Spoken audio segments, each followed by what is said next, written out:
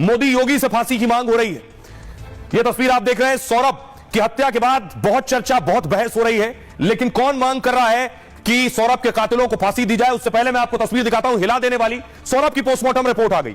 यह डॉक्टरों की बनाई पोस्टमार्टम रिपोर्ट आप देख रहे हैं, पूरा स्केच बनाया है। स्केच देखिए, स्केच में लिखा है गर्दन धड़ से अलग थी, एक आप स्केच देख रहे हैं। और उसके बाद देखिए लिखा है सीने पर 3 गहरे घाव किए गए। सीने पर देखिए 3 सीधे सीधे निशान लगाए गए हैं। यह सौरभ की पोस्टमार्टम रिपोर्ट है। दोनों कलाई पर देखिए निशान है कि दोनों हाथ कलाई से अलग थे, यानी काट दी गई थी कलाई। उसके बाद देखिए गले पर एक निशान दिख रहा है, गले पर फंदे का निशान मिला है सौरभ के। यह दर्दनाक सौरभ की पोस्टमार्टम रिपोर्ट है जो दिल दहला देने वाली है। और इस क्रूर हत्या के बाद देखिए, इस क्रूर हत्या के बाद यह है वो होटल शिमला का जिस होटल में मुस्कान और सौरभ गए और रुके। यह होटल की पहली तस्वीर आप देख रहे हैं, होटल पूर्णिमा। इस होटल में दोनों रुके हैं, 13 दिन तक अलग अलग जगहों पर जाकर रहे। हत्याकांड के बाद अलग अलग होटलों में रहे। देखिए उस होटल के अंदर की तस्वीर। हमारी टीम इस होटल तक पहुंची जिसमें सौरभ और मुस्कान रह रहे थे। और अब देखिए सौरभ का जो परिवार है, सौरभ का परिवार मांग कर रहा है योगी और मोदी से। उनका कहना है कि मुस्कान और साहिल को सजाए मौत से कम नहीं कुछ होना चाहिए। रिपोर्ट देखिए।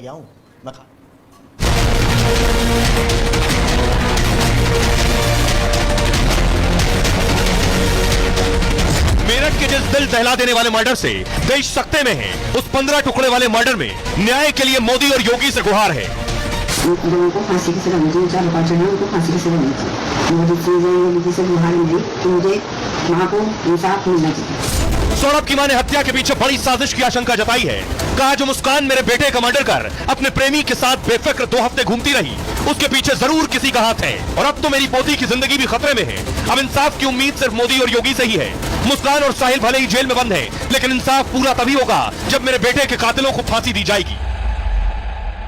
अब देखिए जरा सौरभ का परिवार क्या कह रहा है, सौरभ की मां बाप, उनकी बहन क्या कह रही है। मेरठ में 15 टुकड़े वाली हत्या से पूरा देश सकते में। हत्याकांड पर मोदी और योगी से न्याय की गुहार हो रही है। सौरभ की माताजी ने अपील की है कि मामले की गंभीरता से जांच हो, हत्या के पीछे कौन कौन है, क्यों मारा है, इसका खुलासा हो। मुस्कान ने पति और मारने और भागने की हिम्मत कहां से जुटाई? हत्या के बाद वो कैसे अपने प्रेमी के साथ खुलेआम घूमती रही? इसके पीछे बड़ी साजिश हो सकती है। पूरा सच सामने आए। मोदी योगी से गुहार है कि एक मां को इंसाफ मिलना चाहिए। हम अपनी पोती को भी अपने पास रखना चाहते हैं। मुस्कान अगर अपने पति यानी सौरभ को मार सकती है तो क्या पता वो बच्ची के साथ कुछ कर दे। वारदात के बाद से उनकी माताजी का कहना है हमने अपनी पोती को नहीं देखा है, हमें अपनी पोती को देखने और साथ रखने का अधिकार है। सौरभ की बहन ने भी मुस्कान के परिवार पर शक जताया है। कहा मुस्कान का पूरा परिवार इस साजिश में शामिल है। यह नहीं हो सकता है कि उन्हें मर्डर की जानकारी ना हो। मुस्कान के परिवार की नजर शुरू से सौरभ की प्रॉपर्टी पर थी। सौरभ हर महीने मुस्कान के परिवार को 50,000 रुपए भेजता था और इन्हीं पैसों से मुस्कान के पिता ने 60 लाख रुपए का घर बनवाया है। भाई ने उसके परिवार को 1.5 लाख रुपए के आईफोन गिफ्ट किए हैं। वो मुस्कान के घर वालों को खूब पैसे और तोहफे देता रहता था और इसी से उन लोगों ने सोने चांदी के गहने और कार खरीदी। हम चाहते हैं कि पुलिस मुस्कान के परिवार की जांच करे और मुस्कान और जो भी आरोपी हैं उन्हें फांसी की सजा दी जाए। आइए आपको सुनवाता हूं, सुनिए जरा क्या कुछ कह रही है मुस्कान की मां और बहन। मेरे को इंसाफ मिलना चाहिए। लोगों को फांसी की सजा मुझे 4 5 जन उनको फांसी की सजा मिलनी चाहिए। मोदी से गुहार है मेरी कि मुझे मां को इंसाफ मिलना चाहिए। चाहे वो जांच करावे, क्राइम ब्रांच से करावे या CBI से करावे, किसी चीज से जांच करावे, मुझे एक एक पहलू का, एक एक नजरिए का पता होना चाहिए क्या क्या हुआ, क्या क्या नहीं हुआ उस लड़के के साथ। ऐसी क्या बात थी, क्या चीज हुई आपस में, किस बात पे झगड़ा हुआ, क्यों हुआ, ये सब चीज का सोल्यूशन मुझे चाहिए। नहीं हमारी तो फांसी की मांग है भैया, उसे फांसी चाहिए। उसके घर वाले, उसका भाई, उसकी बहन, सब जितने, माँ भी शामिल है, माँ शामिल नहीं होती तो ये सब होता ही नहीं। एक चीज बताओ, जब अगर मैं आप ही के ऊपर कहती हूँ, अगर आपको बिना करे धरे कोई 50 लाख का मकान दिला देगा तो आप क्या करोगे? उस बड़े हुए आदमी के गुण गाओगी ना। वही हुआ है, अब वो मर गया है, उसके गुण गा रही है।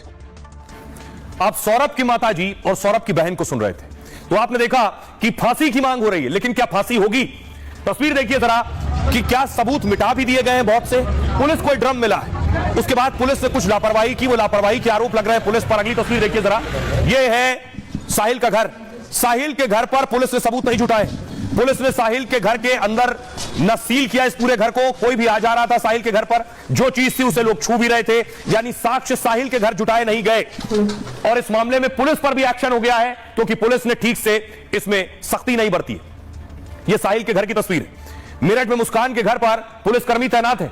जहां सौरभ का मर्डर हुआ वहां भी पुलिस का पहरा है और आरोपी साहिल के घर पर अब पुलिस तैनात की गई है, पहले नहीं थी, लेकिन यह तैनाती पुलिस की लापरवाही के बाद हुई है।